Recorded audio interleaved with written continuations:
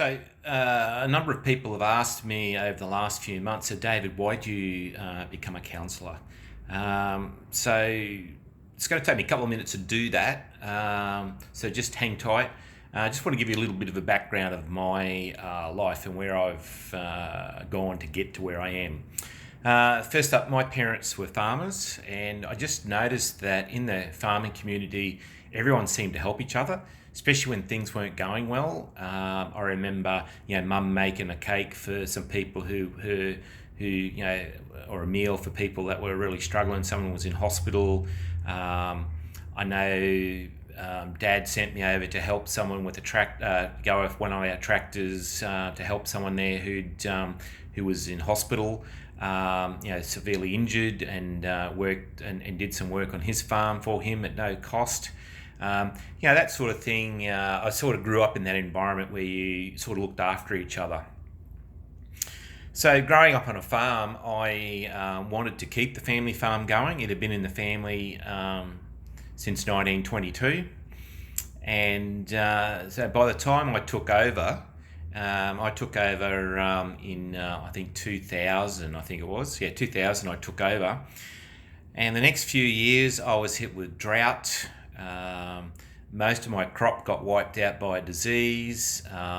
We weren't getting paid much money. And it was really, really, really, I was really struggling to think, all I need is some irrigation water or some rain. Didn't have any irrigation water and it wasn't raining. So inside I was feeling like a failure, as no matter what I did, my crops didn't grow. And I took that really personal.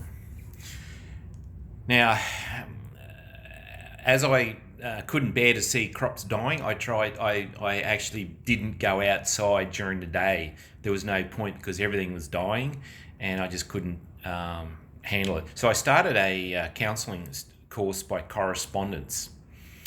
And the funny thing is, the first assignment was to interview a counsellor. And so I went and interviewed a counsellor, and a couple of days after the interview, I saw an ad for their position. Not for their position, but for a position in the same organisation, but in another town. And I went, oh my goodness, people actually get paid to do this stuff. People get paid to help people. Wow, I couldn't believe it. And I thought, and once more, the amount of money that they were, just the starting salary for this position was half of what the farm was grossing in a year. And I'm going, oh my goodness. So my plan was to get the study done ASAP, which I did, and get a job with it. And at the time, I was volunteering on a crisis line where we dealt with a lot of people who were ringing up talking about suicide. So I got the course done in record time. I got all the work done, and I needed 120 hours of practice. That's all I needed to get my piece of paper. But no one would give me a job. No one would even let me in as a volunteer, and that really sucked. Now, I kept on volunteering on the crisis line, and after about 12 months of finishing all the coursework for my course, one day I got a phone call and said, "Hey David, we've got some funding. Would you like to get paid?" I said, "Oh yeah, I'd be interested." I was jumping up and down inside for joy. I said, "Oh yeah, but it'll only be for 3 months." And I thought, no, that's fine, because in 3 months I would get the 120 hours I needed to get my piece of paper. And once I got a piece of paper, I thought, well, if I got a piece of paper, at least I've got something. So anyway, I said, yep, I'll do the job. They got their funding. I had to wait a couple of months for the funding to come through. So the funding come through, and my first paycheck was $200.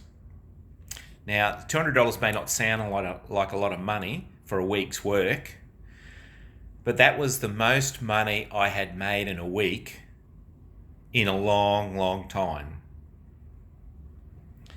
That was more money I was making as a farmer. Heaps more money. And not only had I made $200 for the week, I'd helped 5 people. to live a better life. And that was a bonus.